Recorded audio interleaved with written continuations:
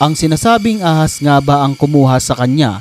Nasaan nga ba si Jovelyn Galieno? Ano ang katotohanan sa pagkawala niya? Totoo bang katawan niya ang nakita sa isang talahiban? Marami ang mga hindi naniniwala sa imbestigasyon na ginawa dahil paano nga naman magiging buto agad ang isang katawan na 3 linggo pa lang nawawala.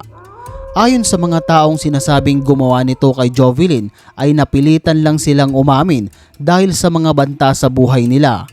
Kaya naman nagsagawa sila ng lie detector test o polygraph test at magugulat ka sa resulta.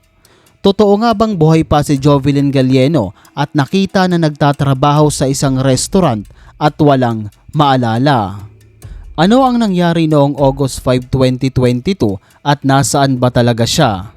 Si Jovelyn Galieno ay isang 22 years old na mula sa Puerto Princesa, Palawan.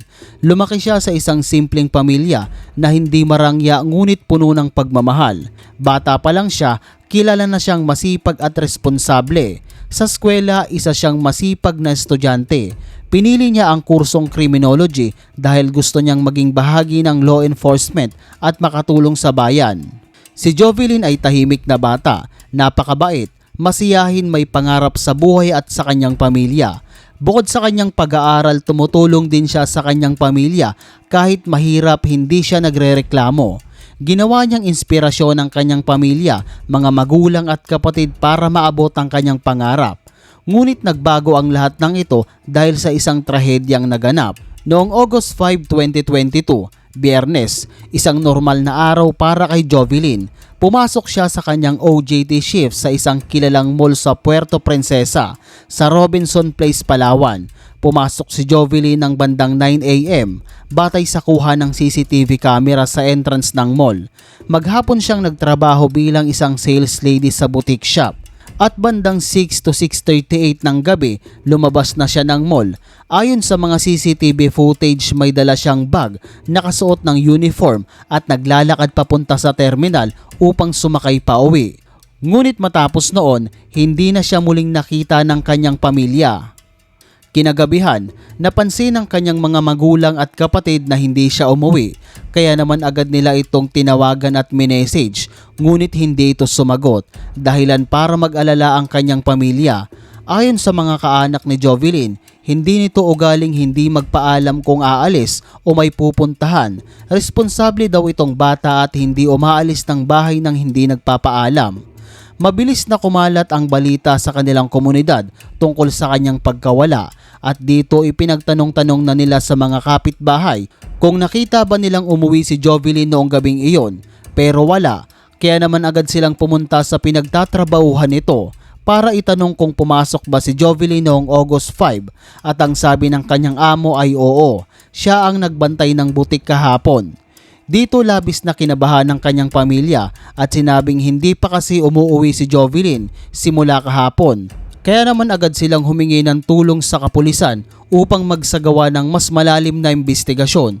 Una nilang ginawa ay i-check ang mga CCTV footage sa loob at labas ng Robinson Place, Palawan. Dito malinaw na nakita na pumasok si Jovelyn ng mall bandang 9 ng umaga at lumabas ng 6:38 ng gabi. Ngunit matapos siyang makalabas, tila naputol na ang bakas ng kanyang mga galaw. Wala nang sumunod na kuha kung saan siya sumakay o kung saan siya nagtungo pagkatapos maglakad papunta sa terminal. Dahil dito, mas tumindi ang pangamba ng kanyang pamilya. Kilala si Jovelyn bilang isang responsableng dalaga at bihirang umuwi ng hindi nagpapaalam, kaya't para sa kanila malinaw na may kakaibang nangyari. Agad ding nagpalabas ng opisyal na pahayag ang mga otoridad na nagsimula na silang maglunsad ng search and operation. Nag-ikot sila sa ilang karatig barangay, terminal at mga lugar na maaaring dinaanan ni Jovelyn. Nagtanong-tanong din sila sa mga driver at mga tao sa paligid kung may nakakita kay Jovelyn noong gabing iyon. Habang lumilipas ang araw, lalong naging palaisipan ang pagkawala ni Jovelyn. Sa social media, mabilis na nag-viral ang kanyang kaso at maraming netizen ang nakisimpatya at tumulong sa pagbabahagi ng impormasyon. Ang mga residente sa Palawan ay nagsama-sama rin upang makaisa sa paghahanap. Ngunit sa kabila ng kanilang pagsisikap, tila wala pa ring malinaw na bakas kung saan napunta si Jovelyn. Wala silang makitang dahilan para maglayas ito o makipagtanan. Hindi ganyan na dalaga si Jovelyn, wika ng kanyang pamilya. Lumipas ang ilang linggo, ang Robinson kung saan nagtatrabaho si Jovelyn ay nakipag-ugnayan na rin sa mga pulis para matulungan sa paglutas ng kaso. Noong una, marami ang nagtataka sa Robinson dahil bakit hindi nila agad ibinigay ang lahat ng kopya ng CCTV footage at limitado lamang. Ang una nilang ibinigay ay ang video kung saan papasok si Jovelyn ng mall at wala yung paglabas. Kaya naman marami ang naging haka-haka na baka may alam sila sa pagkawala nito. Umabot pa nga sa punto na baka kinuha daw ng taong ahas si Jovelyn, pero hindi. Dahil makalipas lang din ng ilang araw, ibinigay nila ang CCTV footage ng paglabas ni Jovelyn ng mall. Masusing sinuri ng mga investigador ang dagdag na CCTV footage mula sa iba't ibang bahagi ng mall at paligid nito. Dito nila napagdugtong-dugtong ang galaw ni Jovelyn bago siya tuluyang nawala. Ngunit kahit may dagdag na video, nananatiling palaisipan kung bakit siya biglang naglaho. Lumipas ang 3 linggo noong August 23, 2022, isang nakakagulat na balita ang lumabas sa isang liblib na lugar sa Barangay Santa Lourdes, Puerto Princesa na tagpuan ng labi na pinaniniwalaang kay Jovelyn Galieno. At ang nagturo mismo ng kinaroroonan ng mga labi ay ang kanyang sariling pinsan na si Leobert Dasmariñas. Ayon sa kanyang pahayag, siya at ang isa pa nilang pinsan ang may kinalaman sa pagkawala ni Jovelyn.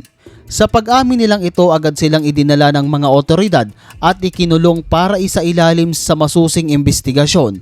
Dinawit niya sa kasong ito ang kanyang pinsan na si Jovert Valdez Tamon, pero itinanggi nito dahil wala daw siyang alam sa nangyari. Subalit makalipas lamang ang ilang araw, binawi ni Leobert ang kanyang naunang testimonya.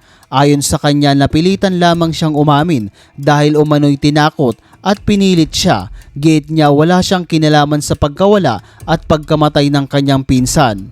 Dito lalong lumabo ang kaso at dumami ang mga katanungan ng publiko. Totoo ba ang una niyang sinabi o may ibang tao pa sa likod ng lahat ng ito? Ang biglang pagbawi ng testimonya ay nagdulot ng kalituhan at mas maraming espekulasyon. Lalo na't hindi pa rin kumpirmado sa panahong iyon kung ang mga labi ba ay kay Jovelyn nga. Dahil dito, napilitang ipapolygraph test ang dalawang magpinsan para malaman kung sino ang nagsasabi ng totoo. Ang unang sumalang sa polygraph test ay si Jovert Valdez Tamon at pasado ang nakuha niyang marka. Nang si Leobert Dasmariñas na ang sumalang, bagsak sa polygraph test at doon nila nalaman na sa unang pag-amin pa lang nito ay may laman na. Pero kahit ganon, dalawa pa rin silang aako sa kaso at ito ay matatapos lang sa korte. Sa kabilang dako naman, ang mga katawan na sinasabing kay Jovelyn daw na nakita sa isang liblib na lugar ay sumailalim sa pagsusuri. August 30, 2022, inilabas ng PNP Forensic Group ang DNA ng mga buto at positibong kay Jovelyn Galieno nga ang natagpuang kalansay.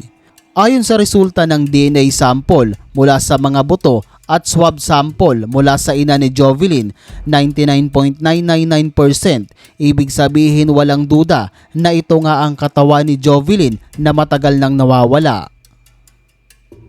Pero marami pa rin ang mga katanungan ng pamilya tulad ng bakit iba ang damit na nakuha sa crime scene? Kung nandoon pala sa talahiban ng katawan, bakit hindi umalingasaw ang amoy? Bakit hindi kaagad nakita ng mga taong malapit sa lugar? Bukod dyan, hindi rin natukoy kung paano namatay si Jovelyn dahil puro buto na lang ang naiwan. Wala ring malinaw na ginahasa ito dahil ayon sa forensic team, walang soft tissue na naiwan sa mga labi para suriin. Matapos umamin umano ni Leobert at itinuro kung saan matatagpuan ang mga labi ni Jovelyn, mabilis silang hinuli at ikinulong. Marami ang mga naniniwala na sila ang tunay na may sala. Ngunit habang lumilipas ang mga araw, nagsimulang magtanong ang publiko, bakit tila kulang sa ebidensya? Bakit parang hindi matibay ang kaso laban sa kanila? Dito na pumasok ang desisyon ng Puerto Princesa City Prosecutor Office noong November 2022. Ayon sa kanilang investigasyon, walang sapat na batayan para ituloy ang kaso. Oo, may hinala pero kulang naman sa matibay na ebidensya gaya ng forensic proof o DNA na mag-uugnay kina Leobert at Jovert sa krimen. Dagdag pa rito, ang umano'y pag-amin ni Leobert ay question din. Hindi malinaw kung ito ba ay voluntaryo o bunga ng takot at pressure. Kung hindi ito matibay na ebidensya, hindi ito sapat para panindigan ang kaso sa korte. Kaya sa huli, ibinasura ang kasong rape with homicide laban sa dalawang pinsan ni Jovelyn. Si Leobert na unang nakulong ay pinayagang makapiansa at tuluyang nakalaya. Si Jovert naman ay napawalang sala. May mga taong nagsasabing buhay umano si Jovelyn at nakita sa Palawan na nagtatrabaho sa isang kainan. Walang maalala at hindi alam kung ano ang nangyari sa kanya. Pero noong binackground check ko, fake news ang lahat ng post at hindi totoo na buhay pa siya. Sa mata ng batas, ang kasong ito ay nananatiling unsolved o hindi pa ganap na naresolba. Oo, binasura ang kaso laban sa magpinsan, ngunit hindi ito nangangahulugan na tuluyan ng natuldukan ang paghahanap ng katotohanan.